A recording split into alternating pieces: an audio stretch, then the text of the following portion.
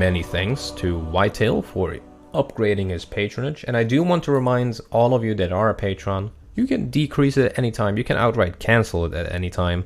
With that said, hope you enjoy.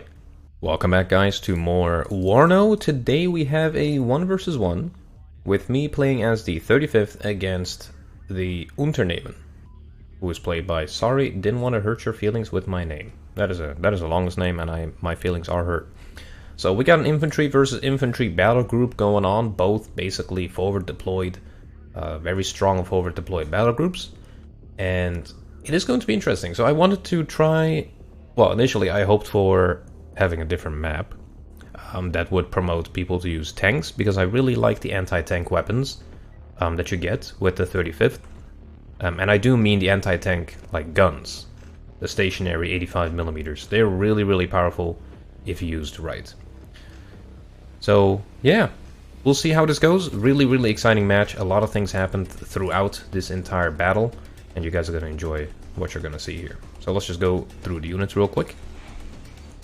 So to go to the right hand town here that is closest to me, we have a couple of these Afghansi units.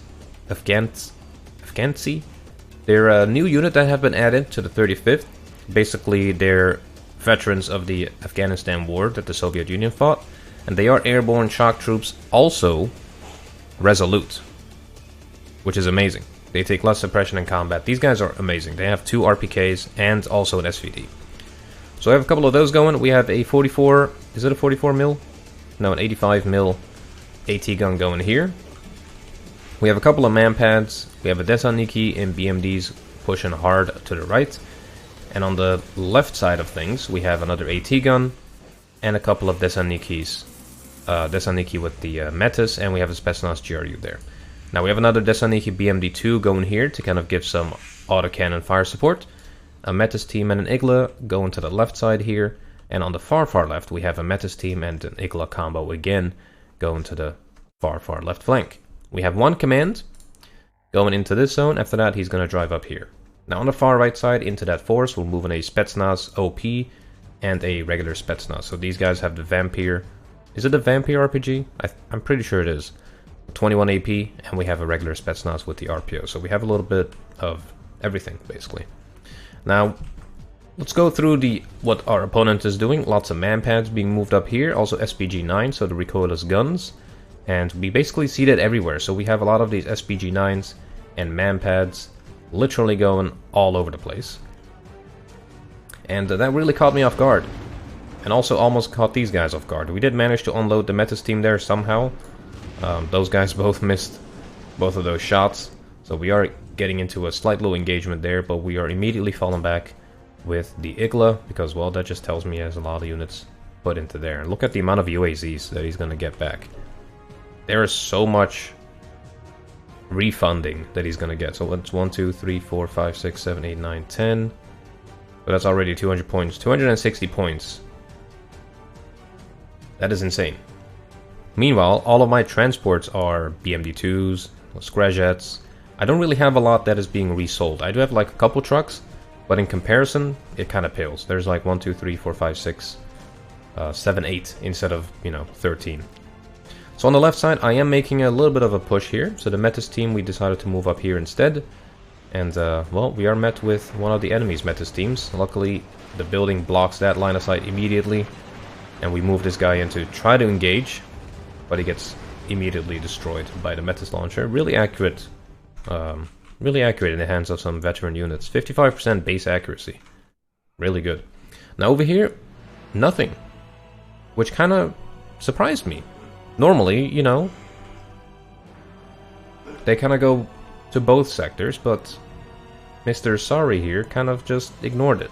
He is putting some recon there. He is now moving some units in, some T-55s, but his main push was on the left. And that kind of threw me off guard. It's a good strat to ignore one zone, attack the other one hard, but this zone is already going to be in your hands, like most of the time.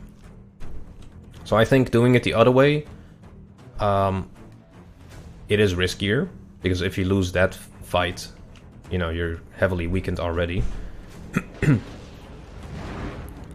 But yeah, this sector is already going to be guaranteed to be in your hands. So what he does here is really good though, because he notices that, he pushes up, he pushes out of the town and moves into some better positions here to hopefully probably cut me off from my right zone and my left zone here. So that is a little bit of a problem. I did have a Desaniki squad here to try to kind of, you know, keep something in this area, but my middle line is definitely lacking. Now on the left, I noticed he has a Metis team. I just moved my Desaniki in there, and we're also going to move the BMD in, because the Metis, well, it can fire at point blank. At least that's the idea. But it had a good enough of an aim here to immediately fire at that guy and take it out. Luckily, we have some more coming up. So we have another Desaniki, we have 2 Desaniki squads and 2 BMDs moving up to the front line to hopefully at least secure this area so that we can have kind of a, you know, a springboard into that zone. We get into the blind spot of that Metis team. I did look at the line of sight of this guy and make sure we unload here where he doesn't have a line of sight. Then we pop out and just heavily suppress that guy. Yeah, so on the right side I am just defending. We're not going to do anything crazy, because we have a lot of issues over here that are developing. Wide open area. So we got to focus on that quite heavily. Now you notice that there's an Aufklär right here. And if we just go into his point of view, well, he sees quite a bit. He doesn't see all of our units, luckily, but he sees quite a bit. Here we go. So we finally control all of it.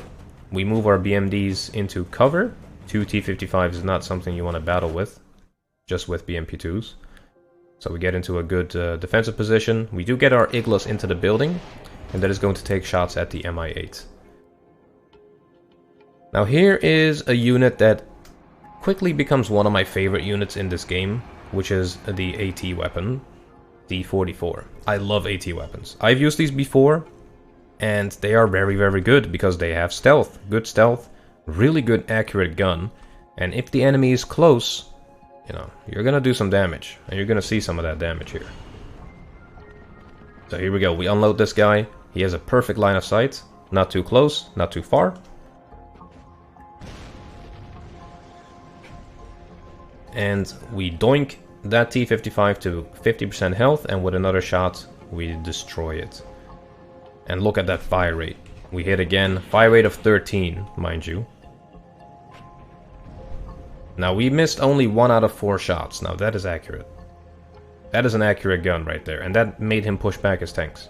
That was awesome. I did push up a little bit too far here. And that means that this Aufklär unit is going to now spot our AT weapon, which is not good. Now over here in the middle, I try to move up a Desaniki squad here. Try to, you know, get into at least one of these buildings. But those SPGs are being a problem.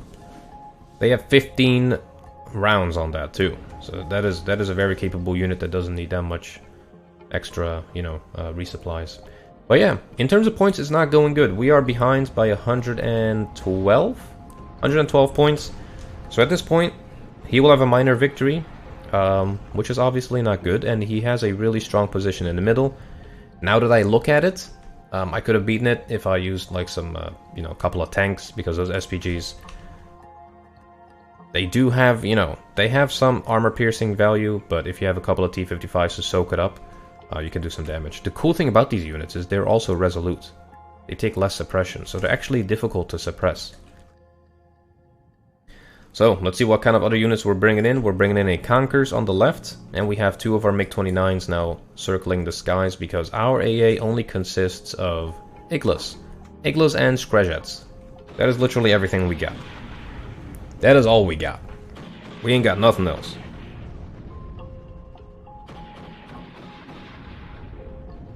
So on the left side here, we have our T-64 BVK that we called in.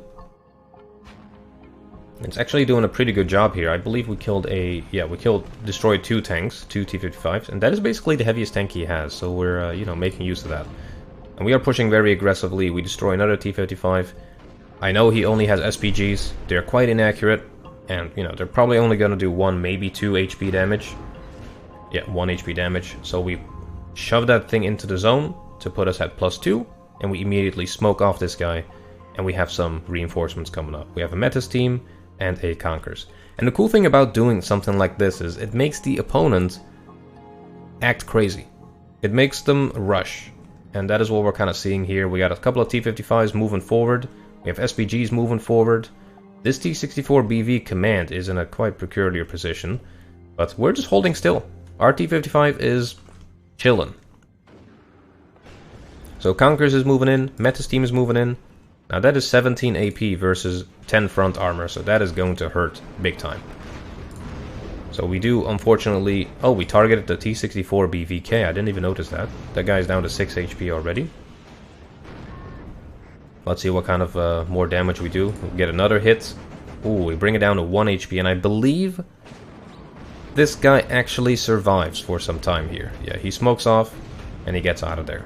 Now the BVK here does get shot from the side here, unfortunately. So we quickly just maneuver him into a blind spot, but then the smoke dissipates. Although it's still there, unfortunately, and we do get destroyed. But hey, that normalized the game. We are now in a draw scenario. So in the end, that was a success. So there's a couple of things I wanted to do in this game.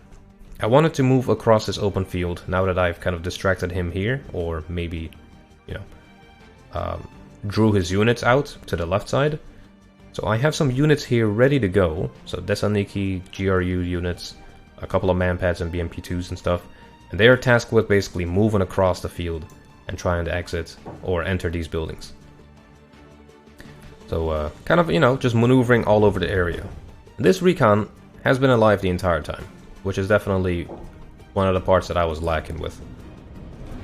So, knowing that he only has SPGs and a flamethrower unit, I decided to just move the BMD up close and see what else he has.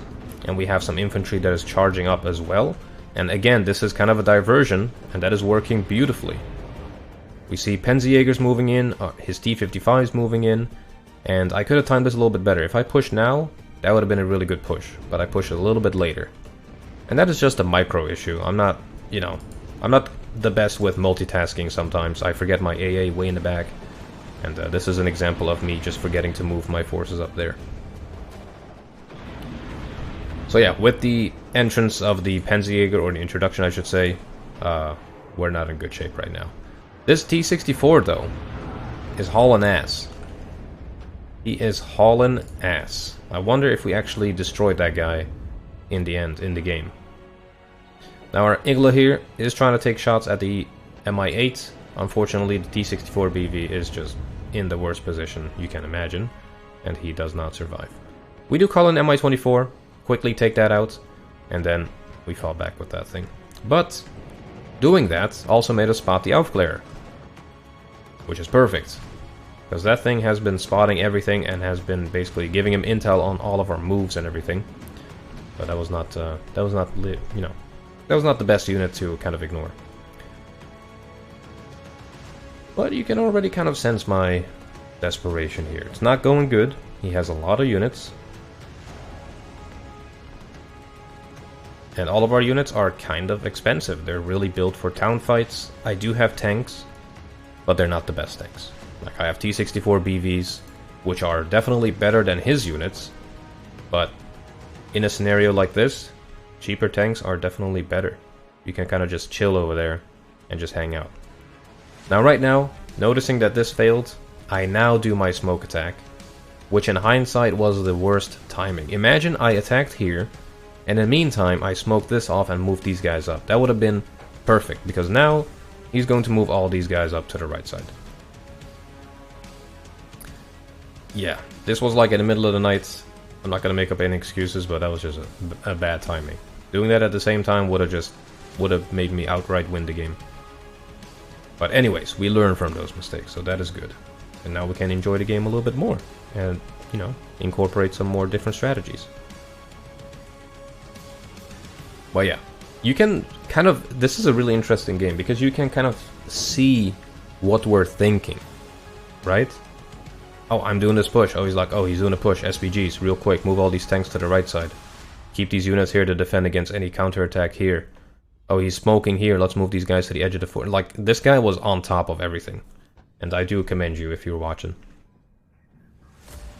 This is definitely a good match. So yeah, as you can see, a poorly executed push. These tanks are now going to obliterate everything here.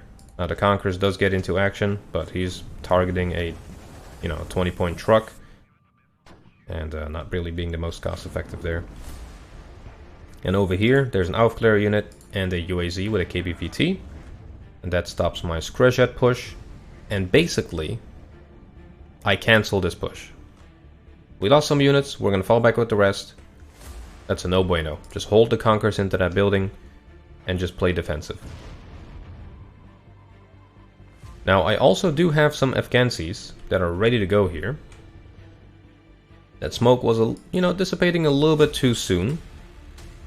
But we do wait with those guys. Now, 80 gems unleashing on the T-55s, getting a really nice hit. So we have the robot here. So the Conquerors come in the robot. And the robot has 80 gems itself for 45 points. And it's really good stats. It's the same stats as the infantry. It is a little bit, a little bit pricey. Maybe the stealth being mediocre would have actually made them useful. But then again, it might also make them overpowered. So here we go. Fresh batch of smoke. Afghansis moving in. They don't have any anti-tank. And look at that. He responds immediately. T-55 is moving up because there's something going on. Now, this Su-22 M4 spotted our command tank. And although it looked like it missed, it hit. Unfortunately. So we do lose that command tank. Even if we, did smoke that corner off to try to get some more points going in. But yeah, that didn't quite work. Yeah, with the amount of tanks that he has, even having a Metis team is really not going to help you out. So in the end, that was once again a failed push. So what are we going to do now? We need to think of something. Well, I've done it once before, and I'm going to do it again. We have a command unit in the helicopter. We're going to get 2 Mi-8s in helicopter, or 2 Desandiki squads in helicopters. And we're going to move on that flank. Because there is nothing else I can do to win. And if I continue this, we're actually going to lose. I can tell you that much. So I'm going into full containment mode over here. We're not going to push up any of these flanks.